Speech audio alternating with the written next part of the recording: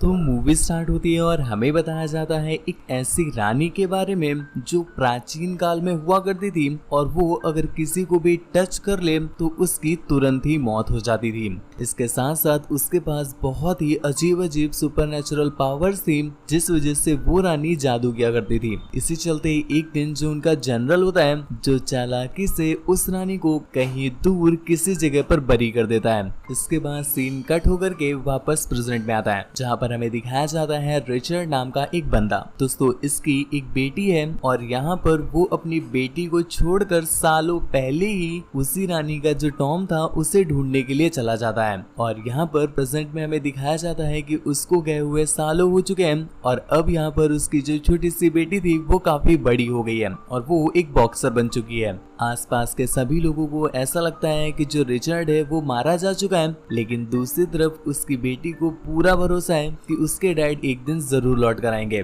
और यही रीजन था कि वो अपनी डैड की प्रॉपर्टी के नॉमिनी पर साइन नहीं कर रही थी क्योंकि उसे पूरा भरोसा था कि उसके डैड एक दिन लौट कर जरूर आएंगे। हालांकि यहाँ पर उनके डैड की जो सेक्रेटरी होती है वो उन्हें समझाने की बहुत कोशिश करती है पर यहाँ पर लारा मान ही नहीं रही थी। इसी चलते एक दिन जो उनकी सेक्रेटरी होती है वो लारा को वार्न कर दिया क्योंकि वो समय आ चुका था कि अगर लारा प्रॉपर्टी पर साइन नहीं करती है तो ये सारी प्रॉपर्टी किसी फाउंडेशन को चली जाएगी। इस वजह से लारा को ना चाहते हुए भी उनके सारे प्रॉपर्टी पेपर पर साइन करने पड़ते हैं और सभी पर अब लारा का हक था। यहाँ पर उसकी डैड की प्रॉपर्टी में उसे बहुत सारी कंपनीज मिलती हैं, बहुत सारा पैसा मिलता है। इसके साथ साथ एक पजल मिलता है जिसे सॉल्व करने पर उसे उसके अंदर एक सीक्रेट मैसेज और एक चाबी मिलती है। उस सीक्रेट मैसेज को पढ़ने के बाद जब वो उसे डिकोड करती है तो उसे एक एड्रेस मिला। वहां पर जा करके जब वो एक और पजल को सॉल्व करती है तो उसी की को इंसर्ट करने को होल मिलता है, जिसके बाद वो उस की को डाल करके जब दरवाजा खोलती है तो वो एक बेसमेंट में जा पहुंची जहां पर दिखता है उसके डैड रिचर्ड का सारा वर्कशॉप। यहीं पर उसके डैड घंटों घंटों बैठ करके रिसर्च किया करते थे। यहाँ पर बहुत सारी बुक्स थी, एंशिएंट चीजें थी। इसी के साथ साथ एक वीडियो कैमरा भी था जिसे प्ले करने पर लारा को दिखाई देते हैं उसके डैड रिचर्ड, जो कि उन्होंने जाने से पहले एक वीडियो लारा के लिए छोड़ी थी जिसमें वो बता रहे थे कि वो अपनी वाइफ से मतलब लारा की मॉम से बहुत ज्यादा प्यार करते थे और लारा की मॉम के चले जाने के बाद से ही रिचर्ड ने डिसाइड कर लिया था कि वो उन्हें वापस जिंदा करेंगे। इसी वजह से वो उस जादू की रानी को ढूंढने के लिए निकले हैं जहां पर उस जादू की रानी का टॉम्ब है। पर वो यहाँ पर अपनी बेटी को ऑर्डर देते हैं कि जितनी भी चीजें मैंने यहाँ पर कलेक्ट की हैं अपने रिसर्च करने के दौरान तुम्हें इन सभी चीजों को डिस्ट्रॉय करना है ताकि ये सब चीजें किसी गलत इंसान के हाथ न लग जाएं। और कहीं वो उस रानी के टॉम्ब पर पहुंच गया और उसने कुछ ऐसी चीज मांग ली तो वो तो दुनिया का सर्वनाश ही कर देगा। खैर लारा को इन सभी चीजों पर कोई भरोसा नहीं था तो वो आसपास चीजों को एग्जामिन करने लगती है और तभी यहाँ पर लारा को पता चलता है कि उस रानी को ढूंढने जाने में सिर्फ रिचर्ड अकेले नहीं थे, इसके साथ साथ कुछ लोगों ने उनकी और मदद की थी। और फिर लारा उन्हें ढूंढने के लिए सीधा निकल जाती है हांगकांग और यहाँ पर वो उस शिप को ढूंढ रही थी जहाँ पर रिचर्ड को लास्ट बार देखा गया था। तभी वहाँ पर उसे एक लड़का मिलता है। दोस्तों इसका नाम लूरेन है और इसके ही डैड ने हेल्प की थी रिचर्ड को उस आइलैंड में पहुंचने के लिए। जहाँ पर जब ये दोनों एक दूसरे को पहचानते हैं तो इन्हें पता चलता है कि इन दोनों के ही डैड गायब हैं तब से, क्योंकि रिचर्ड को जब उस आइलैंड में छोड़ने के लिए इस बंदे के अर्थात लूरेन के डैड गए थे वो कभी वापस ही नहीं आए। इसलिए यहाँ पर लारा लू को इमोशनली ब्लैकमेल करती है कि तुम वहाँ पर अपने डैड को ढूंढ पाओगे। पर लू को इस चीज से कोई भी लेना देना नहीं था तो लारा उसे बहुत सारे पैसों का लालच देती है जिस पर लू मान जाता है और इसके बाद ये दोनों ही निकल जाते हैं उस आइलैंड को तलाशने में। और यहाँ पर इन दोनों की सबसे ज्यादा मदद करता है उसके डैड का ही बनाया हुआ वो मैप जिसके सहारे ही ये लोग उस आइलैंड की तरफ जा रहे हैं। रास्ते में लारा जब अपने डैड के दिए हुए पजल्स को और भी ज्यादा सॉल्व करती है तो उसे पता चलता है कि बहुत सारे ऐसे बुरे लोग भी हैं जो उस रानी का टॉम्ब ढूंढ रहे हैं ताकि वो लोग दुनिया पर अपना कब्जा कर सकें। इसी वजह से उसके डैड ने सजेस्ट किया था कि उन सभी चीजों को डिस्ट्रॉय कर देना चाहिए। इसके साथ साथ उसे और भी कई सारी चीजों के बारे में पता चलता है। खैर इन सभी चीजों को करते करते कब उसकी आंख लग गई लारा को भी नहीं पता चलता, पर कुछ देर के बाद एक झटके के साथ उसकी आंख खुलती है और पूछने पर पता चला कि वो लोग उस आइलैंड के करीबी हैं। इस वजह से काफी तूफानी लहरों से उनका शिप डिसबैलेंस हो रहा है। लू ज्यादा देर तक जहाज को संभाल नहीं पाता और अब जहाज के डूबने का टाइम आ चुका था। तो वो लारा को सजेस्ट करता है कि उसे शिप से कूद जाना चाहिए। यहाँ पर लारा जल्दी जल्दी अपने डैड के वो सभी जरूरी वाले डॉक्यूमेंट को संभालती है और वो कूद ही रही थी कि इतने में ही लहर उसे अपने साथ बहा ले जाती है। तुरंत ही वो शिप भी एक बड़ी सी चट्टान से टकरा करके चकनाचूर हो जाता है और सीन यहीं पर कट हो गया। इसके अगले सीन में हम लारा को देखते हैं जिसे अभी अभी होश आया है और वो यहाँ पर एक बड़े से गैंग के बीच में फंस गई है। दोस्तों ये वही गैंग है जिसके बारे में लारा के डैड ने मेंशन किया था कि वो लोग भी रानी की टॉम को ढूंढ रहे हैं। और वो लोग जब लारा के डॉक्यूमेंट वगैरह चेक करते हैं तो उन्हें समझ में आ जाता है कि ये रिचर्ड की ही बेटी है। तो वो लोग लारा से बोलते हैं कि तुम्हारे डैड को तो हम लोगों ने जाने कब ही मार दिया था। अब ये बात जब लारा सुनती है तो वो बेचारी बहुत टूट जाती है। जिसके बाद वो लोग लारा के बैग की और भी तलाशी लेते हैं जिसमें उन्हें एक डायरी मिल जाती है। और दोस्तों ये डायरी ही थी एक्चुअल में उस टॉम्ब के पास जाने का रास्ता, जो कि अब इन लोगों के हाथ लग चुका था। जिसके बाद ये लोग लारा को अपना गुलाम बनाने के लिए ले जाते हैं। यहीं पर हम देख पाते हैं लू भी मौजूद था जो कि लारा की जान बचाने के लिए उन लोगों से भिड़ जाता है और लारा भी मौके का अच्छा फायदा उठाते हुए वहां से भाग जाती है। पर वो ज्यादा दूर तक नहीं भाग पाती और एक बड़े से वाटरफॉल में गिर जाती है। हालांकि यहाँ पर उसकी किस्मत काफी अच्छी थी क्योंकि उसे एक क्रैश प्लेन मिल जाता है, पर शायद इतनी अच्छी भी नहीं थी क्योंकि वो क्रैश प्लेन इतनी जर्जर हालत में था कि लारा का वेट भी नहीं संभाल पा रहा था और वो चकनाचूर होकर के पानी में ही गिरने लगता है। लारा काफी लंबी लंबी छलांगे मार करके उसके सेंटर तक पहुंचने की कोशिश करती है पर फिर भी खास कुछ फायदा नहीं हुआ और कुछ ही देर में वो प्लेन चकनाचूर होकर के उसी पानी में गिर जाता है।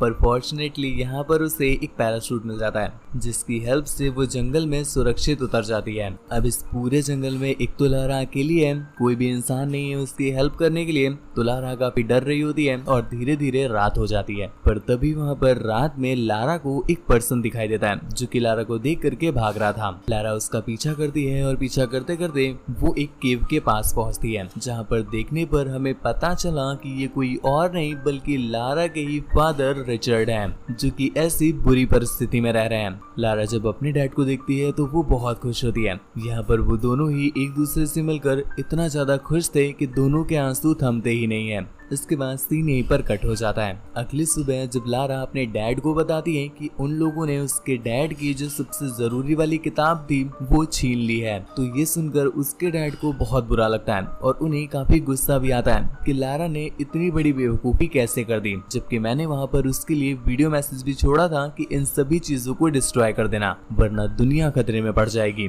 अब लारा यहाँ पर रिस्पॉन्सिबिलिटी लेती है कि उसने बिगाड़ा है तो वो कुछ न कुछ करके ये सब कुछ ठीक कर देगी। जिसके बाद वो सीधा निकल जाती है उन लोगों को रोकने के लिए। हालांकि वो कुछ लोगों को मारकर घायल जरूर कर देती है पर फाइनली वो लोग उस बुक की हेल्प से उस जगह पर पहुंच जाते हैं जहां पर रानी के टॉम को रखा गया था। जिसके बाद वो लोग रिचर्ड और लारा को भी पकड़ लेते हैं और यहाँ पर वो लारा से बोलते हैं पजल को सॉल्व करने के लिए। लारा ने ऑलरेडी उसके डैड के इतने सारे पजल सॉल्व कर रखे थे कि उसे पता था कि ये पजल कैसे सॉल्व होता है। जिसके बाद वो उस डोर को खोल देती है और ये सभी लोग उस केव के अंदर आ जाते हैं। लेकिन यहाँ पर जगह जगह पर ट्रैप बिछे हुए थे और इन्हीं ट्रैप में फंस करके उस ग्रुप का एक बंदा दम तोड़ देता है, जिसे देख करके सभी लोग अलर्ट हो जाते हैं क्योंकि आगे और भी खतरे हो सकते थे। इसी के साथ साथ एक ऐसी जगह भी दिखाई जाती है जहां पर बस स्केलेटन ही स्केलेटन भरे हुए थे, जिन्हें देख करके हमें समझ में आ रहा है कि और भी बहुत सारे लोगों ने यहाँ आने का प्रयास किया था पर परिणाम में उन्हें बस मौत ही हाथ लगी। कुछ दूर जाने के बाद उन्हें एक और पजल मिलता है पर यहाँ पर वो जैसे ही कदम बढ़ाते हैं उस पजल को सॉल्व करने के लिए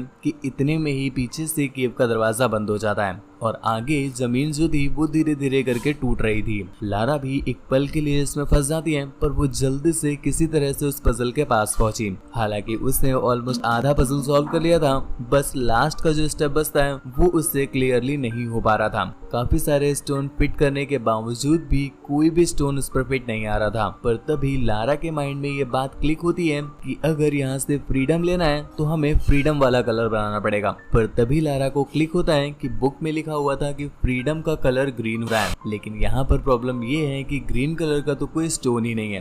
तभी लारा को ध्यान आया कि रेड और ब्लू मिक्स करने पर वो ग्रीन बना सकती है। जिसके बाद वो जल्दी से ग्रीन बनाती है और तुरंत ही वो सभी लोग उस केव से बाहर आ जाते हैं। जिसके बाद फाइनली वो लोग आ पहुंचे हैं उस जगह पर जहाँ तक आने के लिए इतने सारे लोगों ने अपनी जान गंवाई। जी हाँ, यही है उस रानी का टॉम्ब। जब वो लोग उस टॉम्ब के ढक्कन को हटाते हैं तो उसके अंदर फाइनली वो रानी उन्हें दिखाई देती है, जो कि बिल्कुल एक जिंदा सोते हुए इंसान जैसी दिख रही थी। पर देखते ही देखते वो रानी एक बिल्कुल जर्जर से स्केलेटन में बदल जाती है। और इतने में ही जब उस गैंग का एक बंदा उस रानी को उठाने की कोशिश करता है कि तभी उसके हाथ में पता नहीं क्या होता है, वो वहीं पर तड़प तड़प करके मर जाता है। और यहाँ जाकर के लारा जब आसपास देखती है, आसपास की पेंटिंग को नोटिस करती है, पजल्स को सॉल्व करती है, तो उसके माइंड में ये बात समझ आती है कि एक्चुअल में ये रानी कोई जादूगरनी नहीं है। अपने टाइम पर ये एक बिल्कुल साधारण सी ही रानी हुआ करती थी, पर उस समय पर इसे किसी तरह का इन्फेक्शन हो गया, जिस वजह से ये जिस किसी को भी टच करती थी उसके थ्रू उससे भी इन्फेक्शन फैल जाता था और तभी उसकी तड़प तड़प करके मौत हो जाती थी। यहाँ पर कोई भी जादू का इस चीज से कनेक्शन नहीं था। और दोस्तों इसी वजह से यहाँ पर उस बंदे की भी डेथ हुई है। खैर ये चीज जब उन्हें समझ में आती है तो वो लोग रिक्वेस्ट करते हैं उस गैंग के लीडर से कि इस रानी को बाहर मत ले जाओ वरना बहुत प्रॉब्लम हो जाएगी। लेकिन उस गैंग का लीडर तो कुछ सुनना ही नहीं चाहता था, जिसके बाद वो उस रानी की एक फिंगर को काट करके अपने साथ ले जाता है। खैर वो तो वहां से चला गया, पर इतने में ही वहां पर उस रानी के जो रक्षा करने वाले सैनिक थे वो उनके सामने आ जाते हैं और लारा और उसके डैड पर अटैक कर देते हैं। यहाँ पर लारा जो कि एक अच्छी बॉक्सर थी तो वो अपने स्किल से काफी अच्छे से फाइट कर रही थी, पर यहाँ पर उसके डैड बूढ़े होने की वजह से अच्छे से नहीं लड़ पाते। इस वजह से एक सोल्जर के थ्रू उनके अंदर इन्फेक्शन फैल जाता है और अब यहाँ पर जल्दी ही उनकी भी मौत होने वाली थी। लारा ये देखकर बहुत ज्यादा दुखी हो जाती है क्योंकि इतने सालों के बाद उससे उसके फादर मिले जो कि उसकी आंखों के सामने ही अब दम तोड़ रहे हैं। लारा यहाँ से जाना नहीं चाहती थी क्योंकि वो अपने डैड को लेकर ही जाएगी, पर यहाँ पर उसके डैड उसे सजेस्ट करते हैं कि हम में से एक को तो वैसे भी सैक्रिफाइस देना ही था क्योंकि इस टॉम्ब को हमें डिस्ट्रॉय करना पड़ेगा वरना कोई और आएगा और कोई और एक बार फिर से इसकी उंगली या पूरी की पूरी रानी ही उठा ले जाएगा, जिससे दुनिया का सर्वनाश हो जाएगा। जिस वजह से मैं इस टॉम्ब के साथ साथ खुद को भी डायनामाइट से उड़ा दूंगा ताकि ये पूरी की पूरी केव ही नष्ट हो जाए और कोई भी दोबारा यहाँ ना आ सके। लारा इस चीज के बिल्कुल खिलाफ थी, पर उसके डैड के कहने पर उसे वहां से जाना पड़ता है, जिसके बाद वो अपने डैड को लास्ट गुड बाय बोलती है और वहां से सीधा चली जाती है उस गैंग के लीडर को मारने के लिए। आगे जाकर उसे उस गैंग का लीडर मिल जाता है, जिसके बाद वो उसकी काफी अच्छे से पिटाई करती है और इसके बाद वो उस रानी की फिंगर को उसके ही मुंह में डाल देती है, जिस वजह से वो भी इन्फेक्शन से मरने लगता है और वो उसे एक किक हिट करके सीधा उन्हीं स्केलेटन के बीच में फेंक देती है। दूसरी तरफ रिचर्ड भी अब ब्लास्ट हो चुका था और अब वो केव धीरे धीरे ढह रही थी। काफी स्पीड के साथ लारा भाग रही थी, पर एट द लास्ट टाइम वो एंड तक नहीं पहुंच पाती और वो वहीं पर स्टक हो गई थी। पर उसकी किस्मत अच्छी थी क्योंकि दूसरी तरफ लू मौजूद था जो कि उसे बचा लेता है, जिसके बाद एक चॉपर की हेल्प से ये लोग वापस चले आते हैं और यहाँ पर फाइनली अब लारा ने अपनी डैड की प्रॉपर्टी पर साइन कर दिया है, मतलब अब सारी प्रॉपर्टी उसके नाम हो चुकी है। पर इसी बीच लारा नोटिस करती है कि सब कुछ उसके नाम जरूर हुआ है, पर इसमें से एक ऐसे पेपर पर भी उसने साइन कर दिया है जो कंपनी उसकी सेक्रेटरी के नाम हो गई है और यहाँ पर वो कंपनी उन्हीं सुपरनेचुरल पावर को हथिया करके पूरी दुनिया पर कब्जा करना चाहती थी। और दोस्तों यहाँ पर हमें समझ में आता है उस सेक्रेटरी का मोटिव। एक्चुअल में ऐसा कभी भी नहीं होने वाला था कि उसके डैड की ये सारी की सारी प्रॉपर्टी किसी चैरिटी में या फिर किसी फाउंडेशन को चली जाए। वो तो बस उसकी सेक्रेटरी डराने के लिए बोल रही थी ताकि लारा जल्दी से जल्दी साइन कर दे और यहाँ पर सेक्रेटरी पर इतना बिलीव था कि वो कभी डॉक्यूमेंट इतने गौर से पढ़ती ही नहीं और बहुत ही आसानी के साथ वो कंपनी उसकी सेक्रेटरी के नाम हो जाती। खैर यहाँ पर लारा मन ही मन ये डिसाइड कर लेती है कि चाहे कुछ भी हो जाए वो उस कंपनी को सुपरनेचुरल पावर्स को हथिया करके दुनिया को अपने कब्जे में नहीं करने देगी और उसके इसी डिसीजन के साथ ये मूवी यहीं पर एंड हो जाती है। दोस्तों आपको मूवी कैसी लगी नीचे कमेंट करके जरूर बताना। ऐसे ही और भी ज्यादा इंटरेस्टिंग मूवीज के लिए चैनल को सब्सक्राइब करना ना भूलें। मुझसे बात वगैरह करना चाहते हो या फिर अच्छे अच्छे मीम्स देखने हो तो आप मुझे इंस्टाग्राम पर फॉलो करके मैसेज कर सकते हो। मेरी इंस्टा आईडी है आपका शिवाय, जो कि आपको स्क्रीन पर दिख रही है, लिंक नीचे डिस्क्रिप्शन में दिया हुआ है। तो आज के लिए बस इतना ही। Thank you, bye bye. मैं हूँ आपका शिवाय, दुआओं में याद रखिएगा।